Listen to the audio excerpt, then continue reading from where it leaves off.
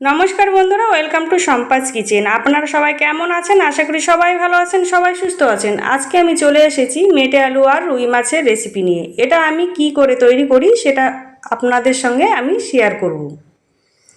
তার জন্য এখানে নিয়ে নিয়েছি আমি এরকম সাইজের একটা মেটে আলু নিয়ে নিয়েছি। আলুটাকে ভালো করে ছাড়িয়ে পরিষ্কার করে ধুয়ে আমি এভাবে চৌকো করে কেটে নিয়েছি। আর নিয়ে নিয়েছি এখানে রুই মাছ। মাছটাকে ভালো করে আমি আগে থেকে পরিষ্কার করে ধুয়ে নিয়েছি। আর দিয়ে দেবো লবণ আর দিয়ে দেবো হলুদ গুঁড়ো, দিয়ে এটাকে মাখিয়ে নেব। দেখেন আমি মাখিয়ে নিয়েছি। এবার কড়াইটা বসিয়ে দিয়ে দেবো 2 চামচ সর্ষের তেল। তেলটা গরম হয়ে গেলে এবার ভালো করে একটু নাড়িয়ে নেব। নাড়িয়ে নিয়ে এবার লবণ হলুদ মাখানো মাছ দিয়ে দেবো। মাছগুলো দিয়ে এবার এক পাশ হয়ে গেলে আমি উল্টে দেবো।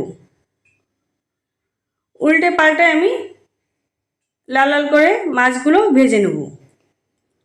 আমার এখানে মাছ ভাজা হয়ে গিয়েছে, এবার তুলে নেব। একবার হলে বন্ধুরা এই রেসিপিটা বাড়িতে বানিয়ে খেয়ে দেখবেন, খুবই ভালো লাগবে। গরম গরম ভাতের সঙ্গে তো অসাধারণ লাগবে। ওই তেলেই দিয়ে দেবো কেটে রাখা আলু। আলুটা দিয়ে একটু নাড়িয়ে নেব। নাড়িয়ে নিয়ে এবার দিয়ে দেবো সামান্য লবণ, যাতে করে আলুগুলো একটু নরম হয়ে যায়। লবণটা দিয়ে একটু নাড়িয়ে নিয়ে মিডিয়াম টু লো আছে এটাকে ভেজে নেব। দেখেন আমার আলু ভাজা হয়ে গিয়েছে। এবার আমি ঢেলে নেব। ঢেলে নিয়ে ওই কড়াইতে দিয়ে দেবো আরও 2 চামচ সর্ষের তেল। যেহেতু বাঙালি রান্না তাই আমি সর্ষের তেল ব্যবহার করছি। আর ফোড়নে দিয়ে দেবো 1 চামচ, ছোটো চামচের 1 চামচ জিরা, 3টে তেজপাতা। ফোড়নটা ফুটে গেলে এবার একটা কেটে রাখা পেঁয়াজ দিয়ে দেবো। পেঁয়াজটাকে অবশ্যই এখানে লাল লাল করে ভেজে নিতে হবে। পেঁয়াজ ভাজা আমার এখানে হয়ে গিয়েছে। এবার দিয়ে দেবো 1 চামচ আদা রসুন বাটা। আর দিয়ে দেবো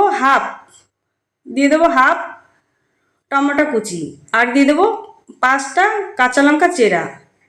দিয়ে কাঁচা গন্ধ ছেড়ে যাওয়া পর্যন্ত এটাকে ভেজে নিতে হবে। আমার এখানে ভাজা হয়ে গিয়েছে। এবার আমি ভেজে রাখা আলুগুলো দিয়ে দেবো। মেটে আলুটা দিয়ে আবার একটু কষে নেব।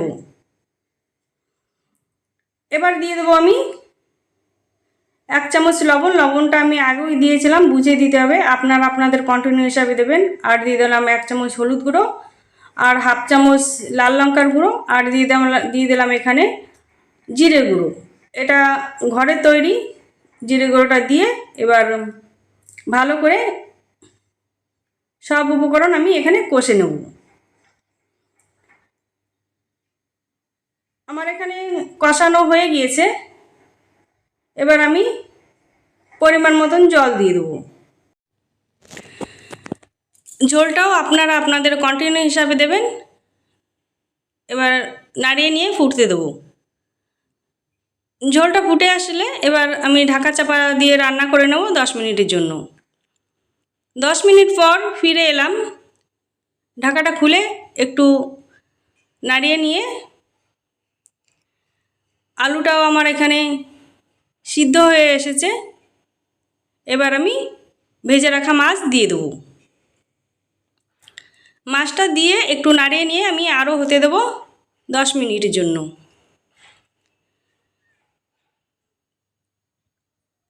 আমার এই রেসিপি যদি আপনাদের ভালো লেগে থাকে, লাইক কমেন্ট শেয়ার সাবস্ক্রাইব করে আমার পাশে থাকবেন। দেখেন কত সুন্দর হয়ে গিয়েছে। এবার আমি ঢেলে নেব। ঢেলে নিয়েই সার্ভ করে দেব মেটে আলু রুই মাছের তরকারি। ভালো থাকবেন, সুস্থ থাকবেন, সাবধানে থাকবেন। আবার চলে আসবো অন্য কোনো রেসিপির সঙ্গে।